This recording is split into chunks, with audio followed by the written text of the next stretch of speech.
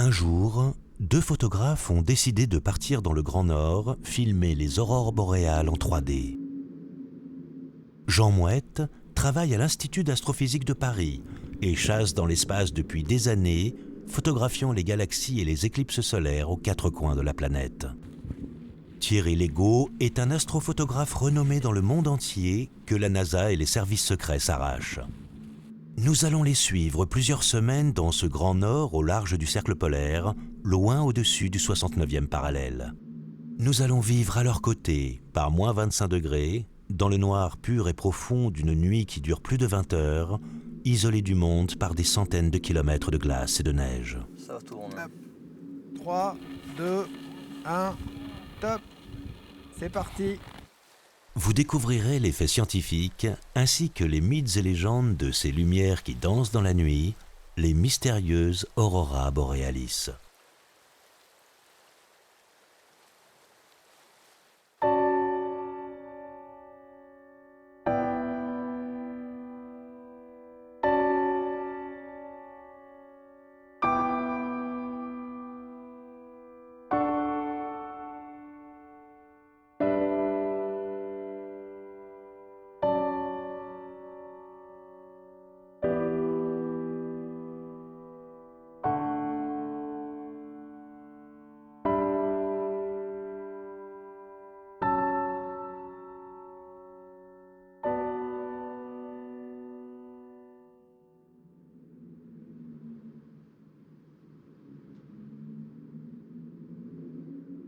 Ved verdens begynnelse bodde mennesker i håler og hadde bare berg rundt seg, alle steder.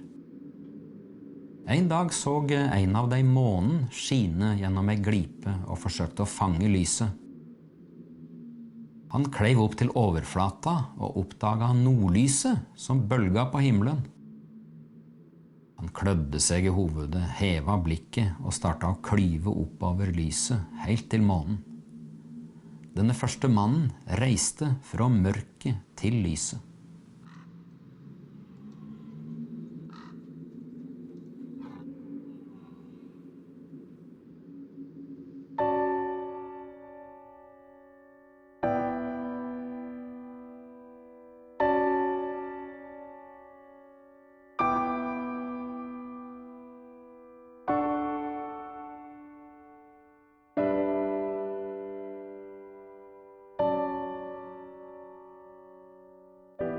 Nous sommes dans tout à fait le nord de la Norvège, à la frontière avec la Finlande. Et d'ailleurs, ce lieu, Helligskogen, se trouve exactement le long de la route des aurores boréales, c'est son nom. Je travaille depuis à peu près 30 ans pour l'Institut d'astrophysique, qui est un laboratoire du CNRS et de l'Université Pierre et Marie Curie. Là-bas, je suis photographe scientifique, réalisateur de documentaires pour le CNRS et puis responsable de la communication.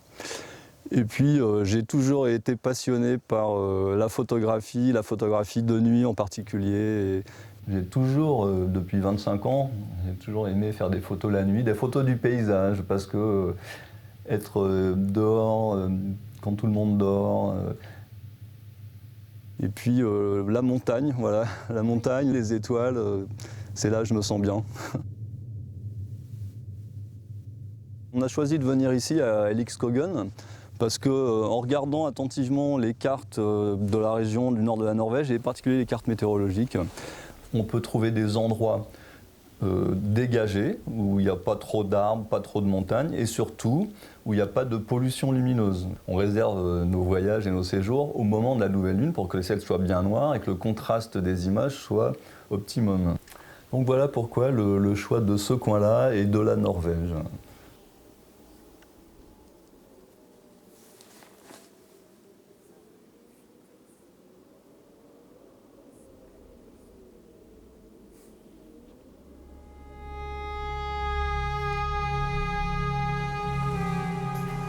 Il y a plus de 2000 ans, Pythéas, parti de Massilia, le Marseille d'aujourd'hui, franchit les colonnes d'Hercule, qui deviendront le détroit de Gibraltar, puis remonta vers le nord jusqu'à atteindre Thulé, un pays où le jour ne durait que 2 heures et dont on ne sait s'il s'agissait de l'Islande ou de la Norvège. À son retour, il se mit à réfléchir à la découverte d'un phénomène qui l'avait intrigué. des rubans de lumière qui dansaient dans le ciel. Épithéas se demanda alors si les aurores boréales étaient faites de la matière dont on tissait les rêves.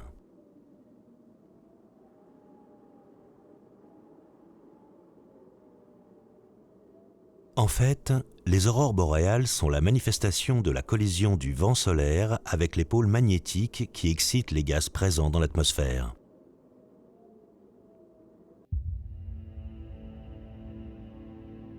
On les appelle aurore australe sous le pôle sud et aurore boréale sous le pôle nord.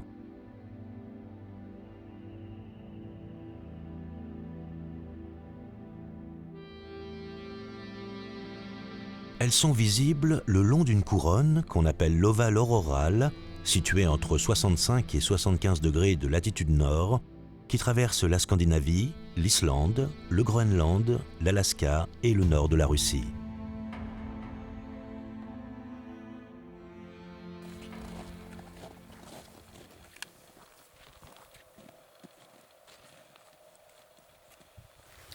Ça fait à peu près maintenant 3 ans que j'ai commencé à réfléchir à cette problématique de parvenir à filmer en temps réel les aurores boréales en vidéo. Ça suppose que le temps de pause pour chaque image est au minimum du 25e de seconde. C'est le rythme des images quand on fait du cinéma, quand on filme.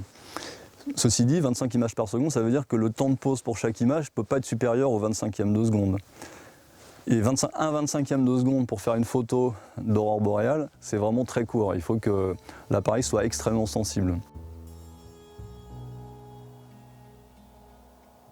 Beaucoup de gens les photographiaient et faisaient des animations à partir de pauses longues. Et si on veut que ça soit animé, on fait 100 ou 150 photographies avec 5 secondes de pause. Et puis au montage, on accélère l'animation. Mais ça accélère tellement le mouvement des aurores que ça ne ressemble absolument pas du tout à ce qu'on peut voir dans la réalité. Et toute la poésie, pour moi, disparaît dans ces timelapses. Donc je me suis toujours dit qu'il fallait les filmer en temps réel.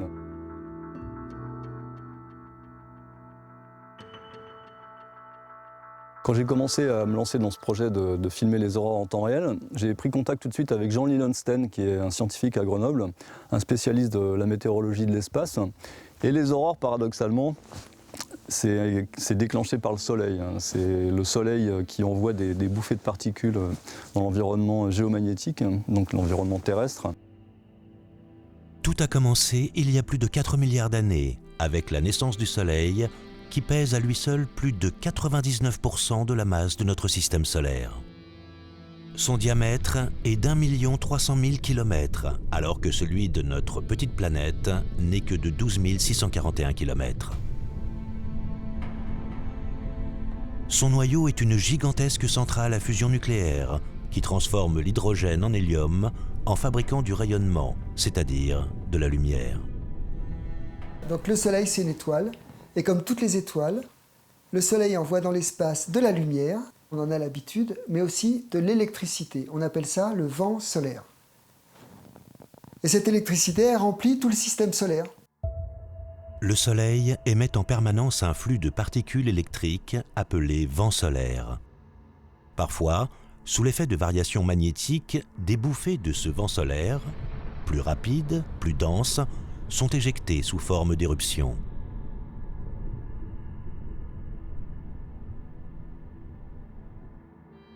Là où la lumière ne met que 8 minutes pour parcourir les 150 millions de kilomètres qui séparent le Soleil de la Terre, ce vent solaire met en moyenne 2 jours et demi à plusieurs millions de km/h. Alors quand elle arrive à proximité de la Terre, elle commence à être sensible au champ magnétique de la Terre. Et ce qui se passe là, c'est quelque chose qu'on connaît, nous, sous le terme de courage fuyon, c'est-à-dire qu'elle va contourner la planète Terre.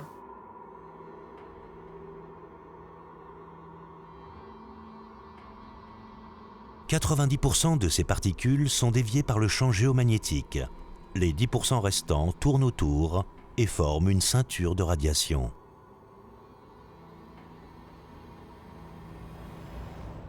Alors les particules sont happées vers le champ magnétique de la Terre. elles suivent le champ magnétique et elles voudraient aller au pôle nord et au pôle sud magnétique, mais le pôle nord et le pôle sud, ils sont dans la Terre.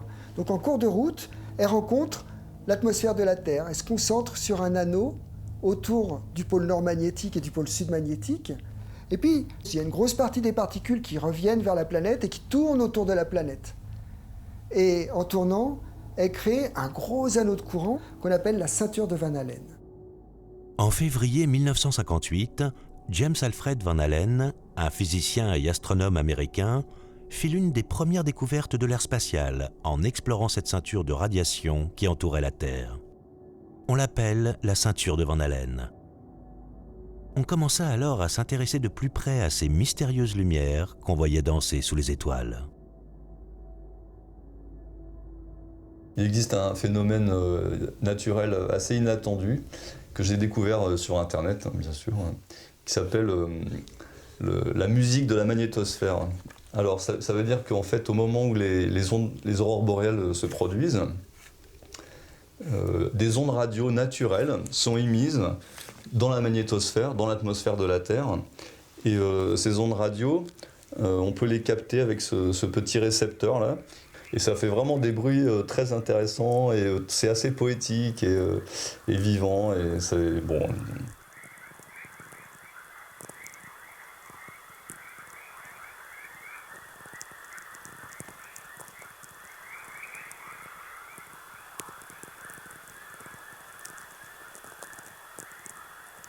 Donc quand j'ai commencé de filmer les aurores boréales en temps réel en 2012, avec la première caméra qui était capable de le faire, assez vite je me suis dit qu'il faudrait essayer d'aller plus loin et par exemple de les filmer en 3D, en stéréographie, avec 2 caméras. Mais pour ça, il faut être 2. Moi j'étais tout seul avec ma caméra. Comment j'ai été embringué dans cette, dans cette aventure? Ça s'est fait un peu de fil en aiguille, un petit peu par hasard. Depuis très longtemps, j'ai envie de voir des aurores boréales. Et Jean, déjà à cette époque-là, avait comme projet de filmer les aurores boréales. Il avait acheté une caméra très sensible.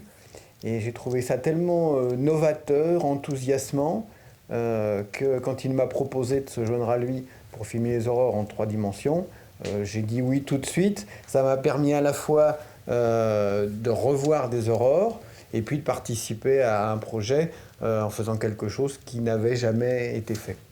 Thierry, en fait, je le connais depuis longtemps, Thierry Legault, un astrophotographe célèbre dans le monde entier pour ses images, notamment de la Station spatiale internationale en transit devant le disque du Soleil. Quand la station spatiale passe devant le Soleil, ça ne dure qu'une demi-seconde. Donc il faut être exactement au bon endroit au bon moment.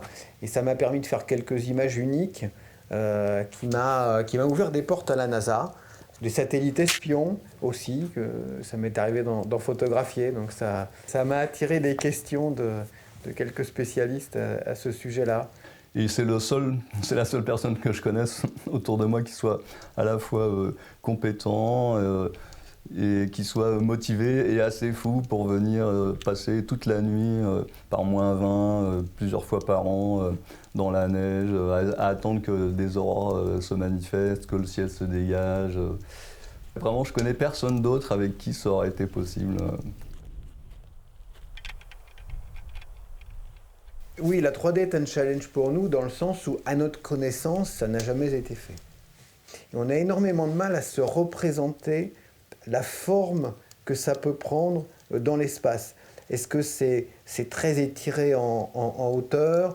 Est-ce que c'est plus allongé? C'est quelque chose qui est totalement mystérieux pour tout le monde, en fait. On n'a jamais réussi à avoir une vision claire de la forme des aurores dans l'espace. Et donc je pense que si on y parvient, cette fusion 3D peut permettre d'avancer un peu dans la compréhension des aurores. Les images filmées par la NASA depuis la Station spatiale internationale nous permettent de voir les aurores sous une autre perspective. Elles se forment dans la haute atmosphère, entre 80 et 500 km au-dessus du niveau de la mer, peuvent mesurer plusieurs centaines de kilomètres de long sur plusieurs dizaines de kilomètres de large et vivre de quelques minutes à quelques heures. leur intensité lumineuse est si faible que l'on peut distinguer les étoiles à travers. Chaque molécule de l'atmosphère possède son spectre de couleurs, qui va de l'infrarouge à l'ultraviolet. La composition et la densité de notre atmosphère, ainsi que l'altitude à laquelle se produit l'aurore, déterminent un type précis de lumière.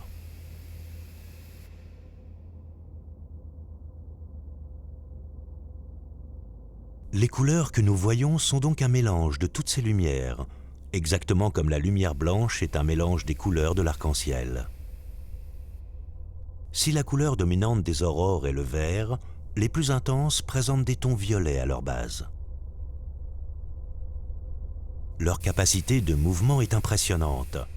Elles peuvent se propager sur des dizaines de kilomètres et créer des tourbillons de lumière en quelques dixièmes de seconde. Les aurores prennent différentes formes. Elles peuvent ressembler à un rideau large et long à la lumière changeante qui occupe une grande partie de l'horizon, ou bien prendre la forme d'un rayon, brillant comme un trait de lumière, ou encore dessiner une bande en forme d'arc aux éclats de lumière intense.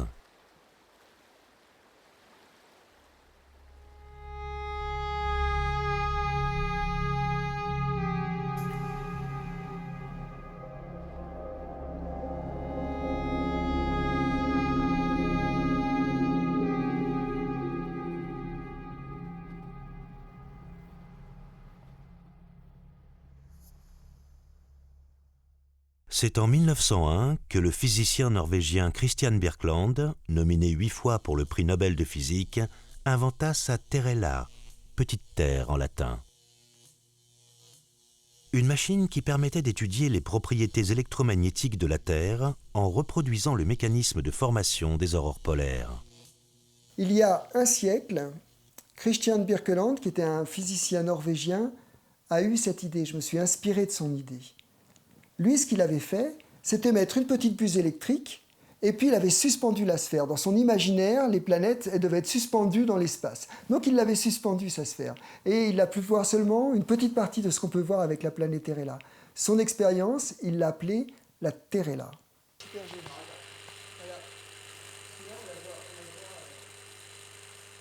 J'ai vu tourner la Terrella, je m'en suis inspiré et j'ai fabriqué la planète Terrella dans laquelle je pose une sphère sur un socle. Alors j'ai une enceinte en verre à l'intérieur de laquelle je fais un vide et le vide qui règne à l'intérieur, il correspond au vide qui règne vers 100 km d'altitude, là où il y a les aurores boréales. Alors je connecte une sphère au pôle moins de mon générateur, il envoie de l'électricité dans l'espace, c'est du vent stellaire ou du vent solaire, et puis je connecte une autre sphère à mon générateur sur le côté plus et elle va recevoir l'électricité. Donc c'est une planète. C'est exactement la même chose. Dans les sphères, j'ai mis des aimants, comme l'aimant qu'il y a à l'intérieur de la Terre, avec un pôle nord magnétique et puis un pôle sud magnétique. J'éteins la lumière, j'allume, et puis je vais rajouter un tout petit peu de gaz, ça va être beaucoup plus intense. Là, ça c'est une étoile. Et puis sur la petite sphère, qui est une planète, on voit les ovales auroraux. Là, je la fais tourner, la planète. Donc on les voit très bien au nord et au sud. Ça, c'est là où on était avec Jean, enfin Mathieu, etc. Et puis on voit tout ce qui l'entoure, qu'on appelle la ceinture Van Allen et puis la magnétosphère. Et c'est pour ça qu'on peut retrouver avec la planète Terrella une grande partie des phénomènes qui lient le Soleil et une planète dans le système solaire.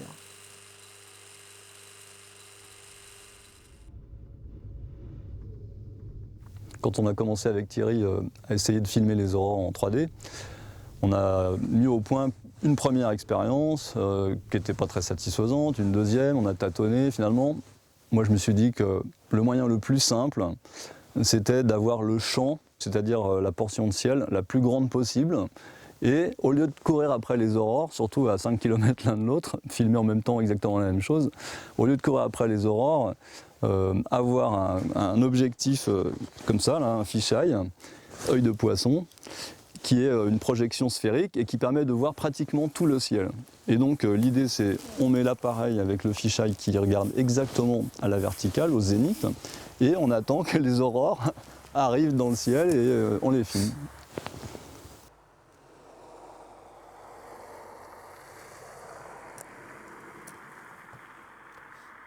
La cinématographie en 3D, ça nécessite de mettre 2 caméras, l'une à côté de l'autre, quelques centimètres.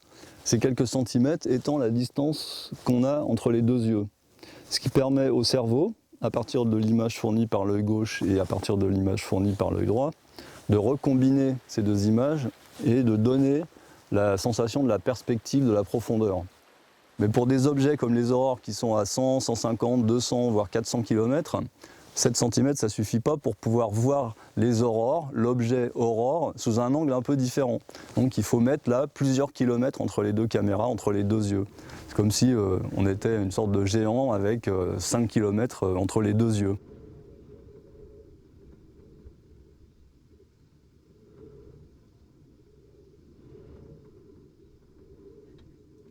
Je peux voir la hauteur des aurores, je peux voir toute leur étendue dans le ciel, leur longueur, leur largeur. Et ça donne vraiment une impression de profondeur.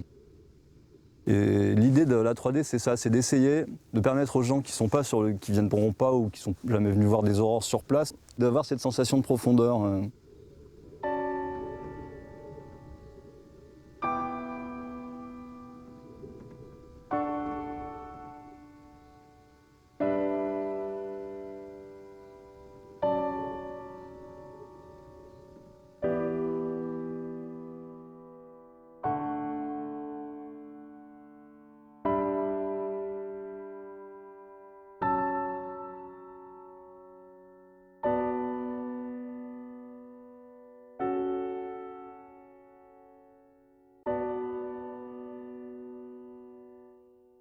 Donc ici on se trouve à ESCAT. ESCAT, c'est un acronyme qui veut dire European Incoherent Scatter. C'est un radar à diffusion incohérente. On se trouve dans la zone où le vent solaire vient se déposer autour du pôle magnétique, on appelle ça l'ovale auroral. Et c'est là que se créent les aurores boréales. Là on veut voir dans les aurores exactement comment se produit la polarisation.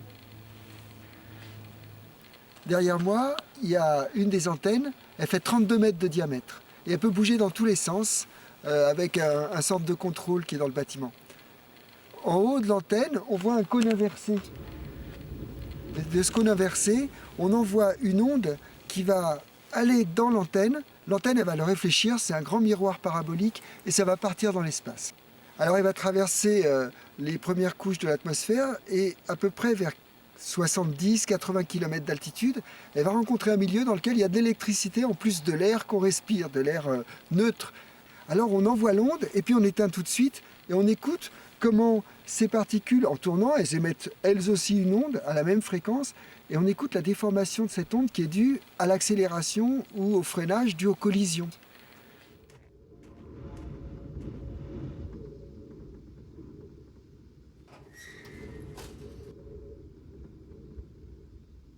Et ça va nous permettre de savoir là où il y a de la polarisation, combien il y a d'électrons, combien il y a d'ions, et puis en faisant un petit peu de physique, de comprendre mieux comment se trouve l'atmosphère et comment elle a été excitée par le vent solaire pour arriver à produire cette polarisation. À 50 km à l'est de la station radar ESCAT, une autre expérience est en cours à l'observatoire de Chibotton. Il y a un petit peu plus d'une dizaine d'années, Jean Lilienstein a eu l'idée que la polarisation de la lumière des aurores pourrait être porteuse d'informations sur les phénomènes qui se passent dans la haute atmosphère, donc entre 100 et 300 km, là où se produisent les aurores. Alors qu'est-ce que c'est que cette polarisation ? Cette polarisation, en fait, c'est une direction préférentielle de vibration de la lumière. Puisqu'on les a croisés, le télescope, on a vu que le Grand Taylor il est décalé de 6 degrés. Ah, oui, attends. On a croisé de 6 degrés, on éteint tout, donc le télescope il fait rien. D'accord, ouais. Ici, il y a quelque chose de super intéressant. On voit que la quantité de polarisation qu'il y a eu, elle est de l'ordre, en moyenne, elle varie entre 2 et 4%. Et puis au cours de la nuit, il y a eu un grand pic à un moment pendant l'aurore. Et ensuite, elle a baissé jusqu'à 2%. Ça, c'est vraiment des valeurs typiques depuis le temps qu'on observe cette polarisation. Et donc, ce que ça me raconte, cette chose-là, c'est que non seulement la polarisation, elle est capable de me raconter des choses sur la physique de l'oxygène et de l'azote dans l'atmosphère, mais elle est capable de me dire comment se configure le champ magnétique dans l'atmosphère. Ce sont des phénomènes qui se produisent entre 100 et 300 km. Or, cette zone d'altitude, elle n'est pas accessible aux ballons. Les ballons peuvent monter jusqu'à 40 km à peu près. Et elle n'est pas non plus accessible aux satellites. Parce que les satellites ne peuvent pas descendre en dessous de 300-400 km. Et donc, on ne peut pas faire des mesures du champ magnétique sur place. Ce qui fait que, il faut qu'on mesure à distance et il faut qu'on trouve un moyen de reconstituer ces variations du champ magnétique en altitude. Et ces informations-là, elles servent pour voir comment l'atmosphère, de manière générale, répond aux perturbations dues au Soleil. Et ces réponses-là, elles peuvent perturber les satellites, perturber les grands systèmes électriques au sol, perturber les réseaux de communication, perturber les GPS. En 1989, il y a eu une grande panne électrique au Québec. En 2003, il y a eu une série d'événements solaires importants, ce qu'on a appelé les Halloween Storms, parce que c'était autour du 1er novembre. Eh bien, il y a quelques satellites qui ont été perdus. Et donc, il faut absolument qu'on comprenne ça, et qu'on comprenne comment ce champ magnétique il varie en altitude. Et ça, c'est extrêmement difficile à mesurer. Et effectivement, les aurores boréales, comme elles émettent de la lumière, elles sont un indicateur de ce qui se passe là-haut, au moment où les particules arrivent. C'est pas l'aurore qui perturbe. L'aurore, c'est la manifestation visible, jolie, esthétique. Mais ce qui perturbe, ce sont ces particules qui arrivent. Alors cet instrument premier cru est un spectropolarimètre. C'est-à-dire qu'il va pouvoir mesurer la polarisation de l'ensemble des couleurs qui sont émises par les aurores. Nous, on parle de l'ensemble des longueurs d'onde qui sont émises par les aurores. Alors, il y a une partie qui est dehors, qu'on pourrait appeler la partie collection de lumière. Donc en gros, le télescope qui récupère la lumière. Et puis la partie polarisation, en fait, qui sépare les différents états de polarisation. Ce qu'on a fait comme instrument, c'est un instrument dans lequel on a un petit télescope tout petit. Devant, on a mis un filtre qui laisse passer que la lumière rouge, parce que pour plein de raisons, c'est avec le rouge, s'il y avait de la polarisation, ça devait être dans le rouge. Et puis on a mis une lentille comme ça qui tourne en 4 secondes. Alors quand je pose ici, je vois la lumière de l'écran. Et puis si jamais je la tourne, comme ça, je lui fais faire, hop, un petit bout de tour, elle laisse passer plus que la lumière, parce que je l'ai fait tourner qui part comme ça, mais l'écran il envoie de la lumière qui passe comme ça. Donc ça passe plus, c'est noir. Et puis ensuite quand je tourne, ça s'allume de nouveau, et puis quand je tourne, c'est noir de nouveau. Et je vais essayer de mettre le polariseur pour annuler à 0, d'accord? Tu veux que je mette la lame à 0, c'est ça? Je remets la lame à 0 et je vais tourner de 9 degrés et quelques. 6. Je crois qu'on se fait un instrument plus petit qu'on peut rentrer dans le labo. On prend des talkie-walkie, ça va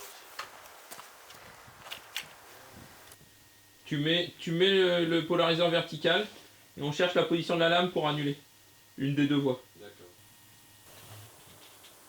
Ok! Oh, plus rien. J'ai plus rien. Ok! En principe, il y a un des deux signaux. Il y a les deux signaux qui devraient s'annuler. Ouais. Non, mais il y en a.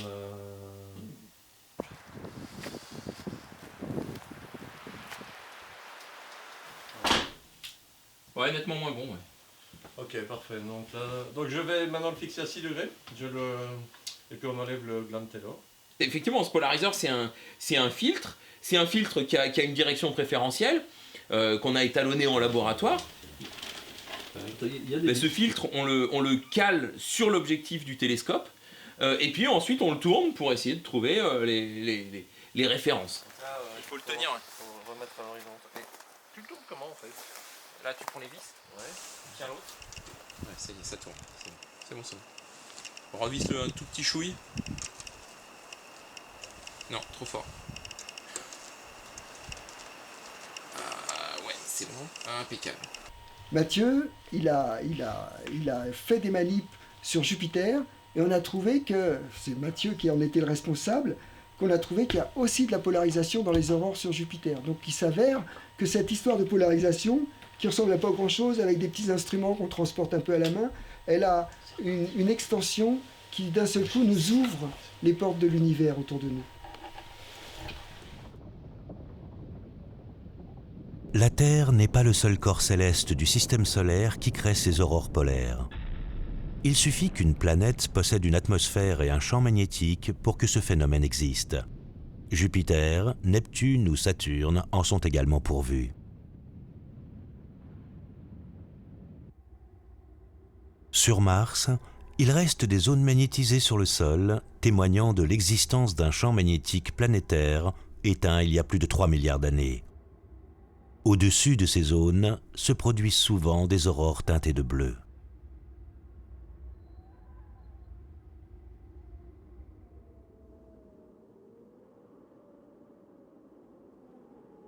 En dag bestemte folka i dette islandet seg for å oppsøke Herren. De var utslitt. Kalde var de, klara ikke jakte. Fikk aldri ete seg mette, de fann ikke ly. Kort sagt var lufta fylt av opprør. Gud lytta til deres klagebål, før han ga det dette merkelige dyret, reinen. Det var sterkt å kunne hjelpe på reiser. Kjøttet var smakfullt. Skinnet ga både varme og duk til lavvo. Fettet kunne gi både lys og varme. Menneska drog heime både glade og nøgde. Herren så smilende på at de reiste. Siden fann han seg god pipe og tente ho. Han var så tilfreds at røyken steg opp på himmelen og tok til å danse i en regnbåge av skimrende lys. Dette lyser opp menneskas vegar til evig tid.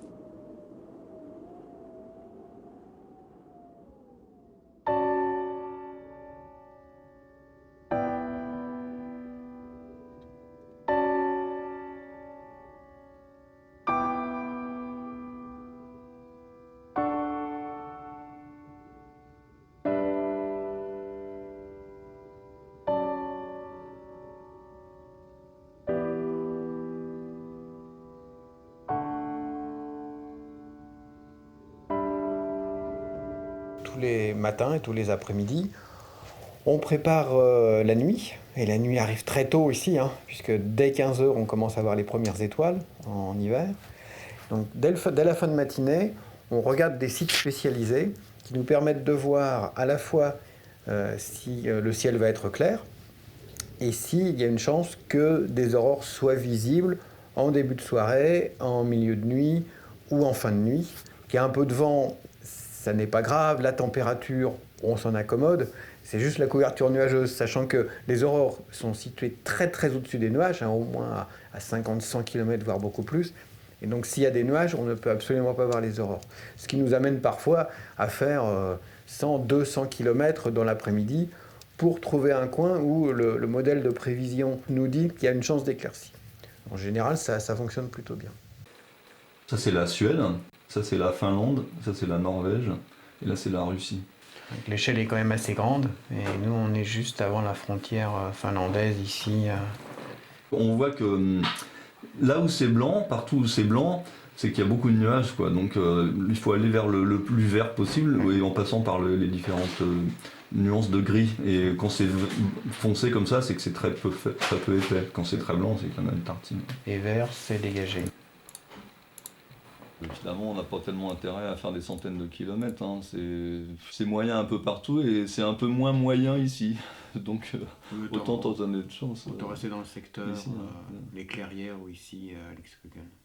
Le deuxième type de site qu'on consulte, ce sont les sites d'astrophysiciens et de géophysiciens surtout, c'est-à-dire des gens qui s'occupent d'essayer de comprendre les aurores et d'essayer de les prévoir.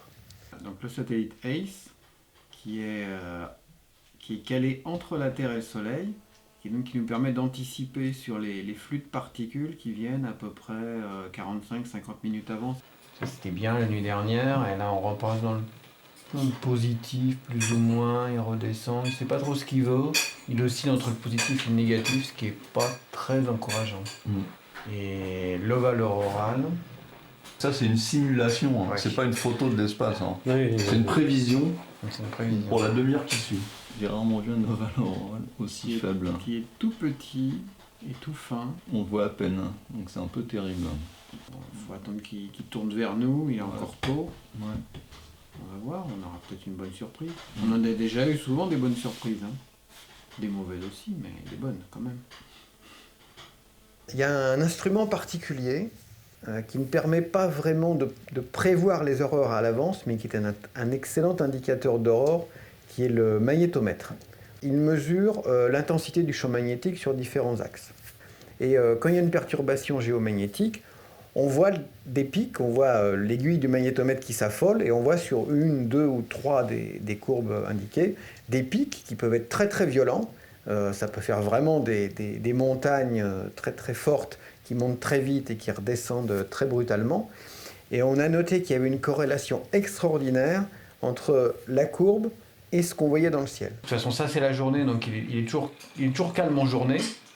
Et ça c'est la nuit. Et la nuit, il peut être calme ou il peut être assez excité comme ici. Notamment le pic qu'on a eu en deuxième partie de nuit, qui malheureusement ne nous a rien donné. Finalement, à moins 400, ça suffit pour déclencher des trucs assez jolis. Ah oui. Là, c'est pas la peine de trop s'exciter, hein, il va pas se passer grand-chose. Donc, au moins dans les une ou deux heures qui viennent. Ouais. Mais il y a des magnétomètres un petit peu partout sur Terre, et notamment un à Tromsø, qui n'est pas loin d'ici. Et on a la chance d'avoir les courbes de ce magnétomètre qui sont disponibles en temps réel sur Internet. Donc on regarde le magnétomètre toutes les 5 minutes, et puis dès qu'il commence à s'agiter, on sait qu'il va se passer quelque chose au-dessus de nos têtes. Les prévisions de la météorologie de l'espace sont encore à un stade de développement pas très avancé. Il y a encore du travail. Et puis donc c'est comme la météo de la Terre. Il n'y a qu'en étant dehors qu'on sait quel temps il fait. Donc il n'y a qu'en étant dehors qu'on sait s'il y a des aurores ou pas.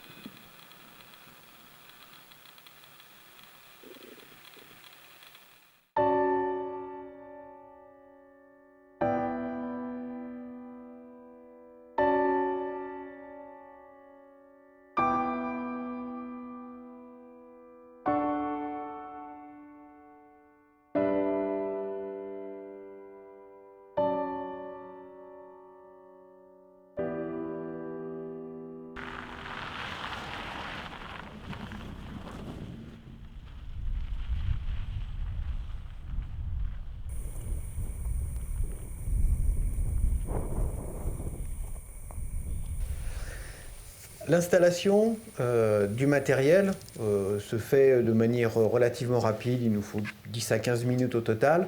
Ça commence par l'installation de la monture sur son trépied. C'est une petite monture astronomique dont en l'occurrence on n'utilise pas les moteurs puisqu'on n'a pas besoin de faire une poursuite du ciel. Ensuite on installe l'appareil photo avec son objectif.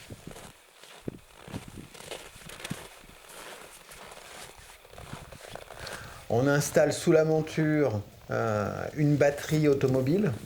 Alors pourquoi une batterie automobile ? Parce qu'il nous faut beaucoup de courant électrique. On travaille toute la nuit avec un appareil photo qui consomme, avec un enregistreur 4K qui consomme énormément de courant.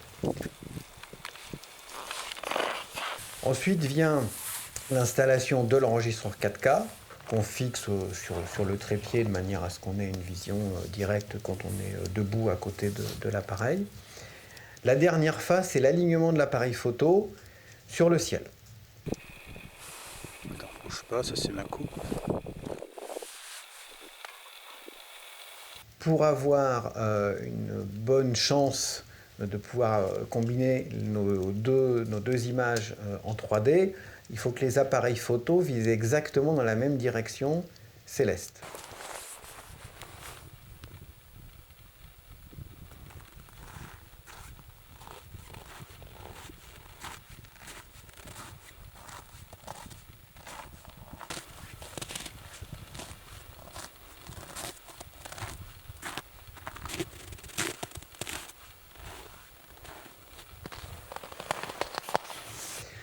La direction privilégiée pour un fisheye qui montre l'ensemble du ciel avec l'horizon, c'est le zénith. Donc l'appareil pointe directement vers le zénith. Pour régler ça, on utilise un niveau à bulles qu'on pose sur l'objectif de l'appareil photo.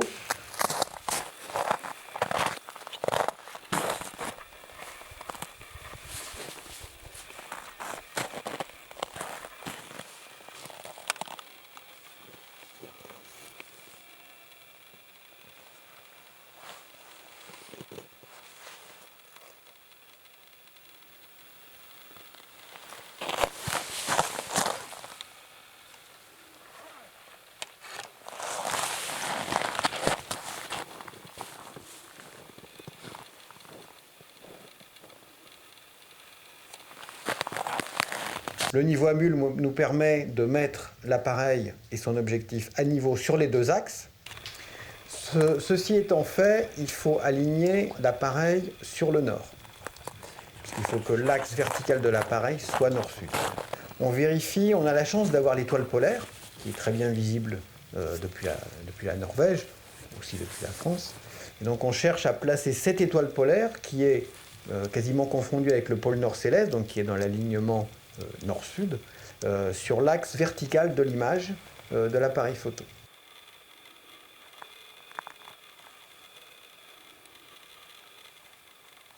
Donc après plusieurs itérations, en tournant légèrement le trépied, en refaisant la vérification de niveau avec le niveau à bulles, au bout de 5 à 10 minutes, on est arrivé à avoir un appareil qui est vraiment très bien orienté vers le zénith et dont l'axe est bien orienté nord-sud.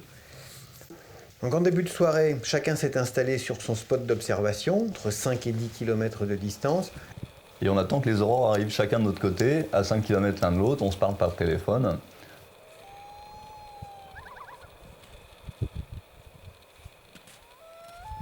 Au bout de 2 ou 3 nuits de veille continue, vraiment, on commence à bosser à 6h du soir, 5h30 et à 5h30 du matin, on est encore dans la clairière, qu'il fasse moins 15, moins 20, qu'il y ait du vent, qu'il y ait des aurores ou qu'il n'y en ait pas. Et en fait, le plus difficile, évidemment, c'est quand il ne se passe pas grand-chose ou qu'il y a des passages de nuages et qu'on espère et qu'on attend pendant des heures et des heures dans le froid comme ça. Là, c'est vraiment quelquefois dur, quoi. C'est vraiment partir à la chasse aux aurores boréales. Le terme de chasse, c'est ça, hein, c'est l'affût, l'attente, et puis la chose se produit et on n'y peut absolument rien. Elle se produit ou elle ne se produit pas, on ne peut que mettre toutes les chances de notre côté. Il fait doux, non, il fait plus froid qu'hier, il fait moins 7.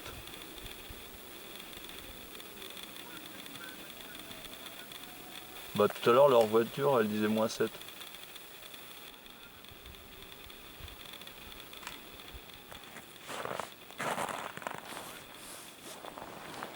Bon. Bon, bah écoute, on se rappelle. Hein.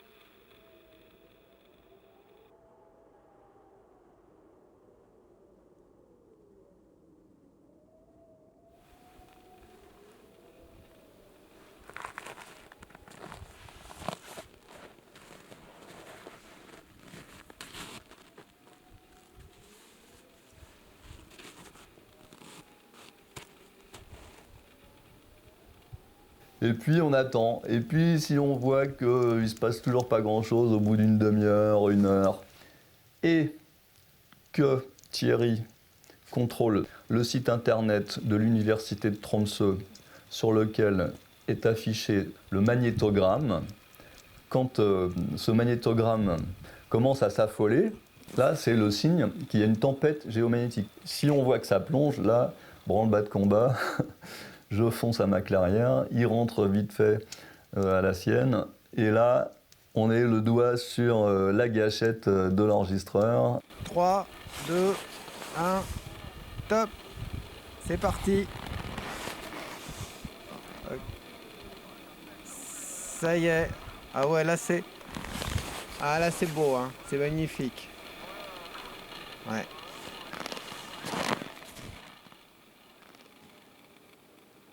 Et puis quelquefois, c'est un peu miraculeux, ça se met à exploser de partout, ça va tellement vite. Ça peut, en quelques secondes, remplir le ciel entier. Quand on est dans la nuit, le froid, un peu fatigué, puis qu'on est récompensé par ce spectacle, c'est une forme de transport. Transport de l'âme. C'est le sentiment qu'il y a vraiment quelque chose de beaucoup plus grand que soi, que...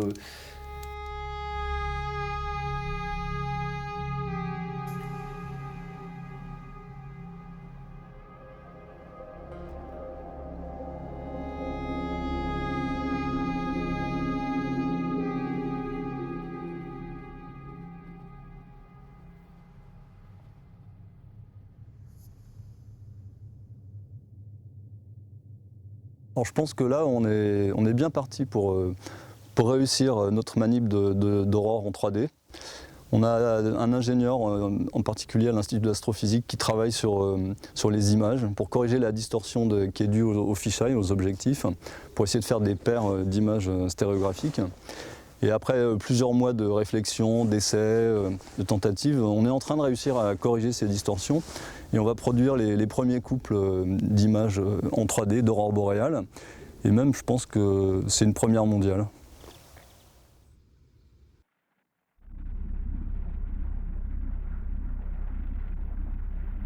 Ved verdens grense, hvor jorda omgitt av en uendelig avgrunn. Der druknar en skinnende sti I ishavet. Han leier til et himmelsk rike. Bare de modigste sjeler kan krysse denne vegen, som andan har lyst opp med faklar. Disse leier de døde før morgenen gryr.